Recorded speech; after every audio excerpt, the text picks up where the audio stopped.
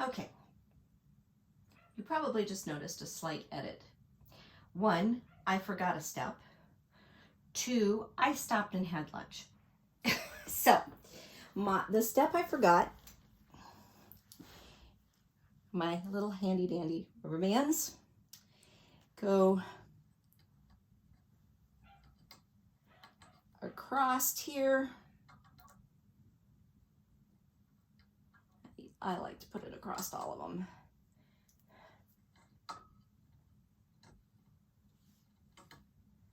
And yes, I did a little twist on the end, but it really isn't necessary as long as the rubber bands are on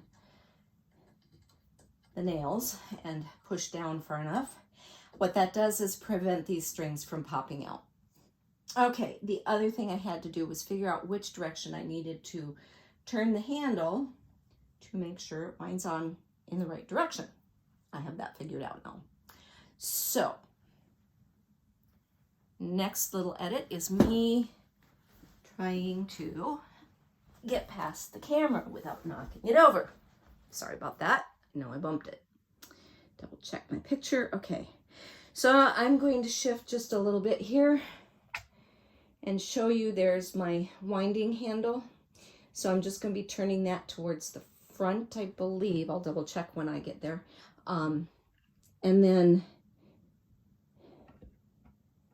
there will be 2 angles because I can't get this camera back far enough to really show you both sides, but I know which direction I need to go. So what I'm doing is I'm reaching across the loom in the front to grab the warp. I want it as even as I can hold it, even tension. And now I'm going to wind on, and I apologize for that noise. There's nothing I can do about it. It's the ratchet hitting the pawl, and that is necessary to make sure that I don't accidentally go the wrong direction.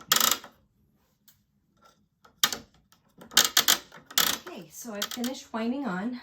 I have just about enough at the front to lash onto the front apron bar, and I am now ready to remove the rattle, not the leaf sticks, just the rattle. So I'm going to leave the helping hands that are holding the leaf sticks. The leaf sticks are going to stay in place, and I'm going to take the rattle off. So to do that, I'm going to untie it.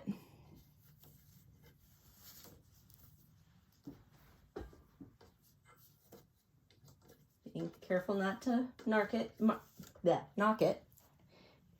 Tongue's not working. I'm going to go ahead and remove these rubber bands.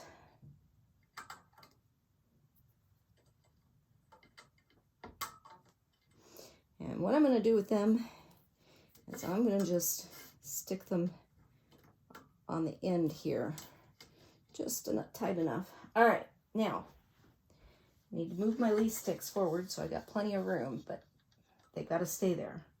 I'm going to tilt it forward so that it's all the way underneath. I'll lift up my warp, and yes, I kind of scrunched it together, but that's okay. It is properly done here. So, and then I just slide it out. And now I can put my rattle away, which belongs in this tube over here. Okay, I think it's time to move to the other side. All right, I am now on the front side of the loom. You can see my warp coming through the shafts. And the first thing I'm going to do is find my ends here that I tied off. This little circle. Make sure things are pretty even. Boy, that's really twisted right there.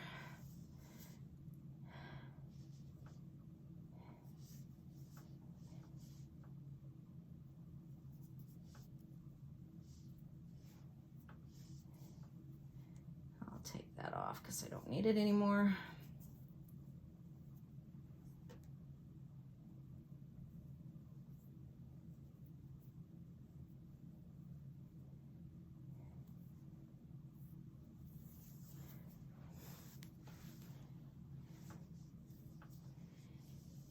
this thread did in fact shift a little bit. You can see there's something a little longer there. But I'm just going to kind of pull them out, trim them.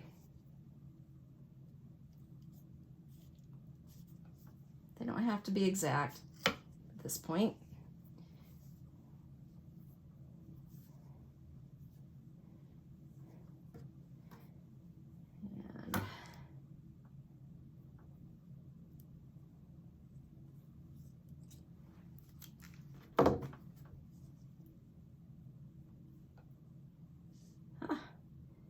This stuff, when it knots, it sticks.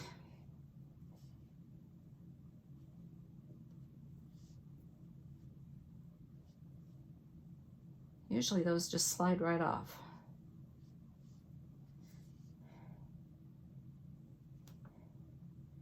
I don't want that knot in my work.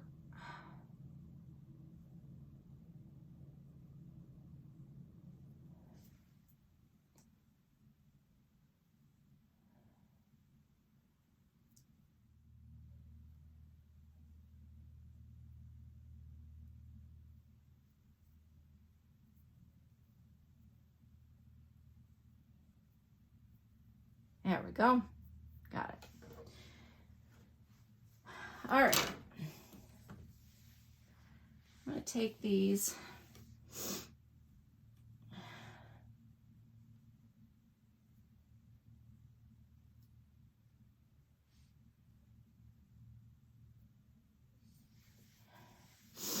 And I'm just going to a loose, if I can get it to wrap correctly, overhead, just something loose in bunches of 10 because I've got 10 ends per inch, but I didn't get the right 10. And that's where my cross comes in handy.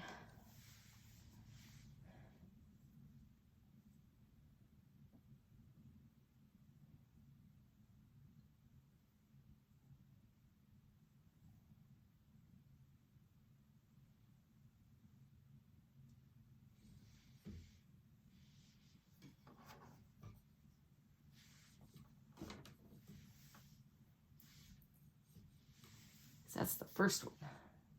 1, 2, 3, 4, 5. There we go. Ah, didn't cut it.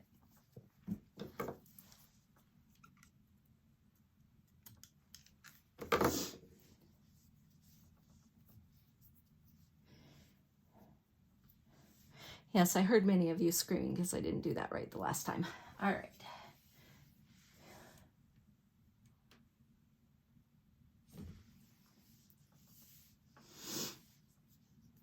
And the purpose for this is double checking my cross, making sure I've got the right threads ready to go. 2, 4.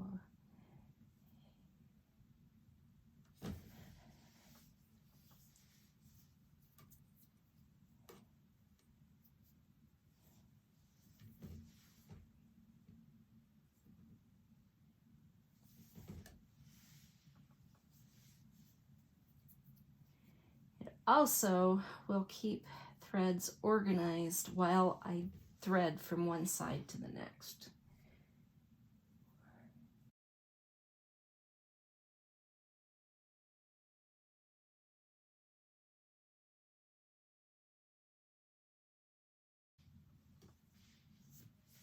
Really do want to count them now because that'll help me later know that I've got exactly 10 ends in every one of these knots.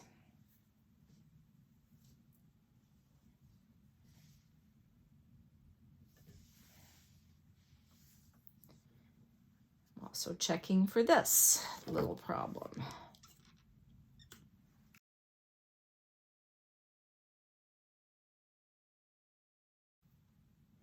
In weaving, the golden rule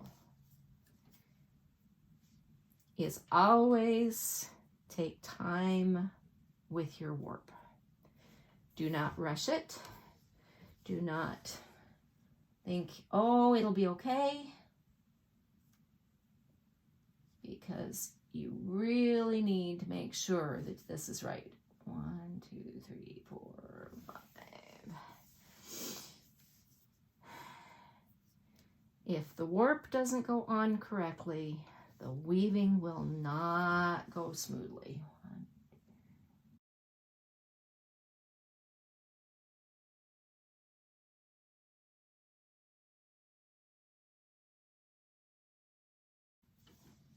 My math said one thing, my draft said another. All right, so now I have all of those tied in bundles of 10. And it doesn't matter where those ties are. I'm going to be taking them out and putting them back in multiple times here. But I do know that I should have 125 ends. I did say 124 earlier, but I forgot that I wove 125.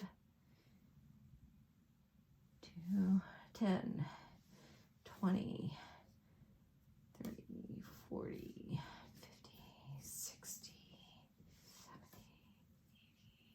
80, 90, 100, 20. I've got 130 ends. Huh.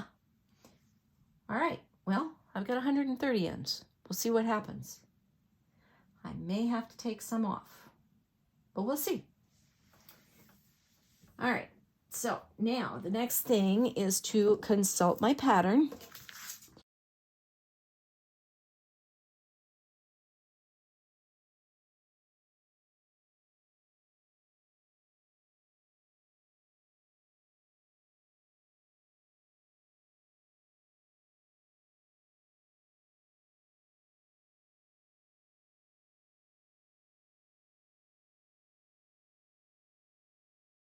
This here is my warping. And you know, I realized the other day I did this. I counted out Heddles on every single shaft, but I'm only using the first 4 shafts.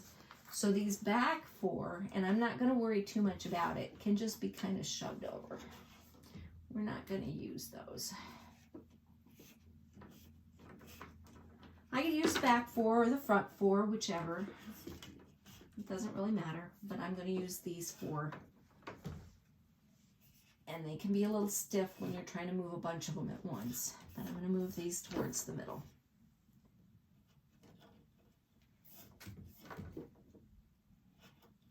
And that's 4, so I want it further that way. Come on.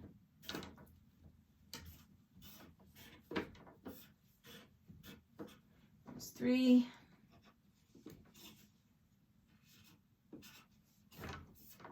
There's 2. Oops, missed a couple.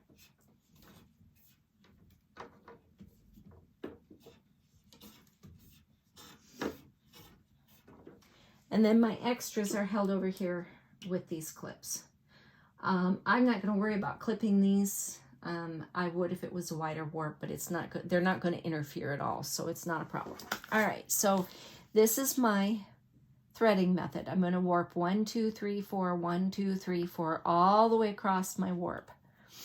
And then I should have 1, 1 at the end. That gives me my floating salvage, which means I don't get spots where it doesn't catch more than a couple of rows beyond.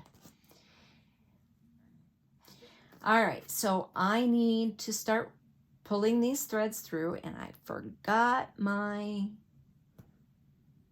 heddle hook. Let's see if I can do it without. On my metal heddles, I could do it without with no problem, but on these fabric ones, I might need my hook. I'm going to literally pull 1 thread on shaft 1, 1 on 2, 1 and 3, 1 and 4. And I'm going to lay this down here so that I don't forget. Put my apron bar on top of it so that it doesn't move around a lot. And so my first set, I'm going to bring over 1 heddle on each shaft.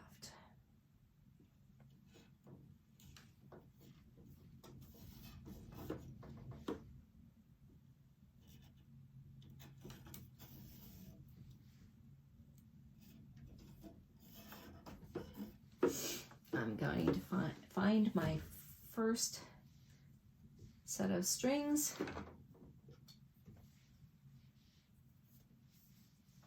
out. This is where your cross comes in because you can really clearly see what's the first thread, right?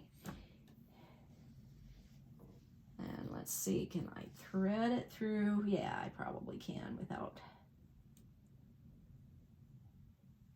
Would be easier with a hook. So I'll probably film for just a little bit and then I'll go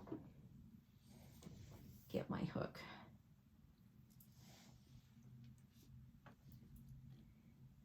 You need to make sure, and I'll show you that real clearly in a second, you need to make sure that those threads are in this section right here. I hope you can see that. Put my hand behind it.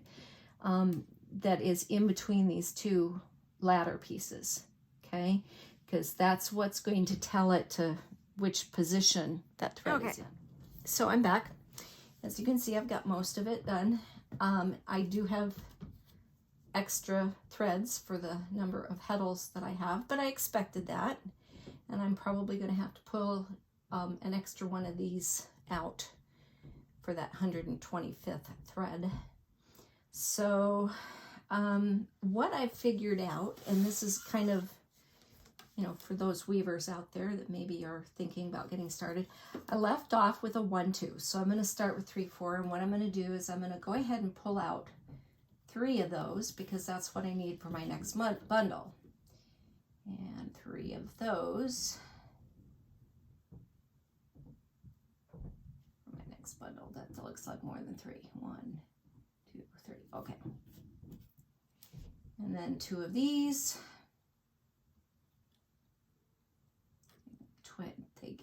They do tangle, so you have to kind of watch that. And 2 of these. And then I kind of line them up the way I did initially. So I've got 1, actually 3,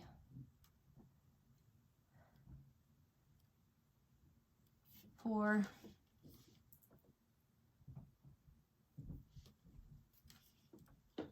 and yes, this seems like it takes some time, but in the long run, it ended up saving me time because then I could do the whole bundle fairly quickly. I still have practice, you know, it's never, you know, not going to get speedy right off the bat. 3, 4. So I can kind of shift them with my hand like this. And now I'm ready to grab my bundle. And I've been doing that with this in my hand. I had put it down to get the camera back. Bring my bundle over. Shift these just a little bit. And then I can reach behind, get my 2 threads, use my index finger to lay the heddles in the right direction, slide that through, and catch my 2 threads. And we can move them over. Get my heddles, my 2 threads. I still have to reach for them with my right hand. I think with practice and maybe with a little less slippery warp, I might be able to do it just with my left hand and not have to worry about my right hand going all the way back there. But I can just do the 2 at a time, you know, as they're on the warp stick. Please stick, sorry. And grab and go. Grab and go. So it did start getting a little bit faster. Get these in the right order.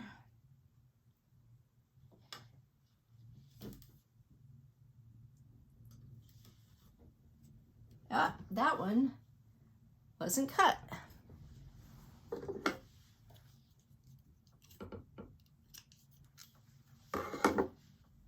They kind of have to be cut in order to work.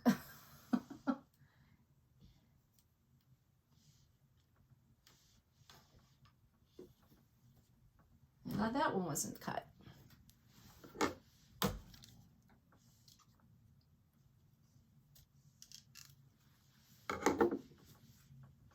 I haven't run into too many of those, so that's not too bad.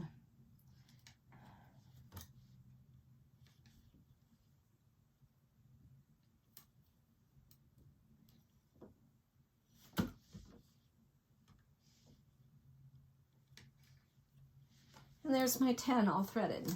Okay. Since these fell behind, I'm going to have to set that down for a second. But I haven't been putting it down. I've been keeping it in my hand the whole time. Kind of slide them over in front of the warp beam. And then do my check. And I should start with a 3-4. 1, 2, 3, 4. 1, 2, 3, 4. Looks good. Tie it off.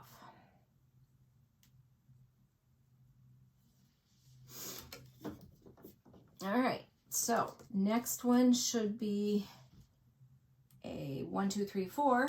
So we'll get 3. Oh, those are gonna tangle here.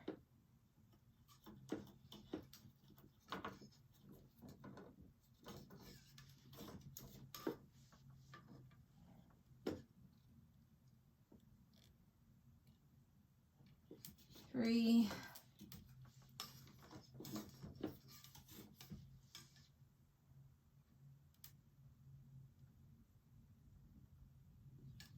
2, 2.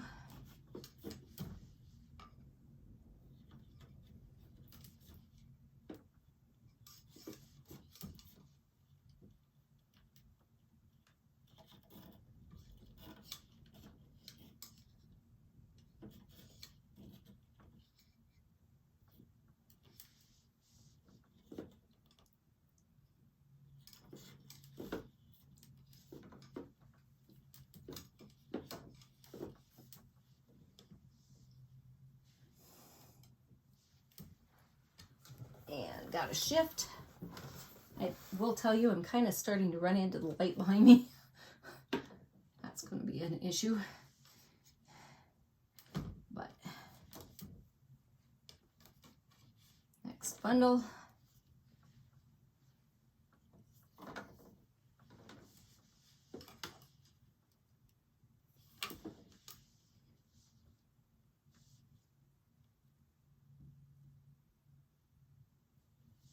If you've got a really big warp, I'll guarantee you, you're not going to do this in a day.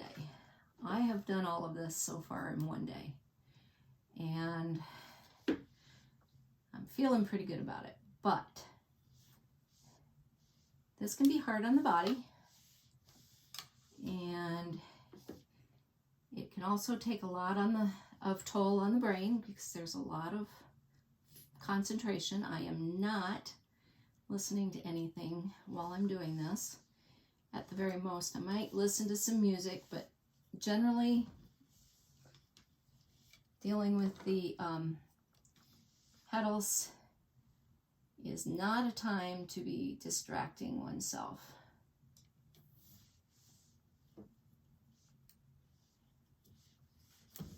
If there's an error in your weaving, 9 times out of 10, it's in how you did your Heddles.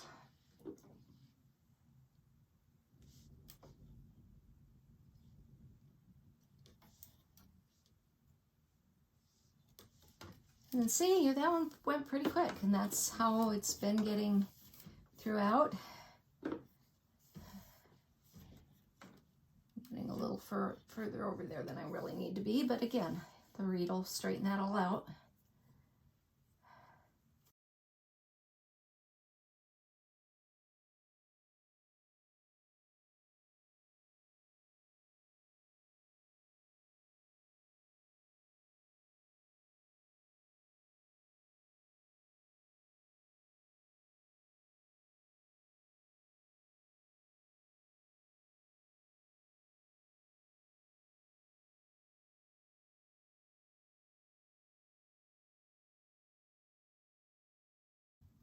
So the next thing you're going to ask me is, what do you do with those extra threads? Well, what I'm going to do is I'm going to take them out of the least sticks.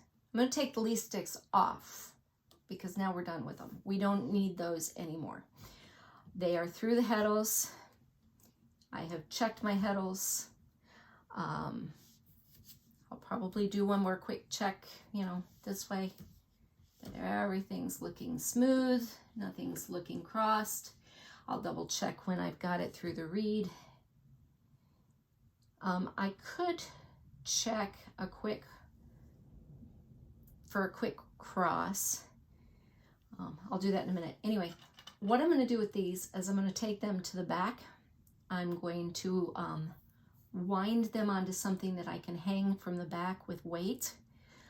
I have to figure out what that's going to be, but it has to be weighted because it has to keep them out of the way, and that's the only way to do that. And then I'll run them to the back and weight them. And then after my first couple passes, I'm going to check to see if I need any more threads, but I shouldn't. I should be good with my 125. That 125th one should actually help me from having a stray thread.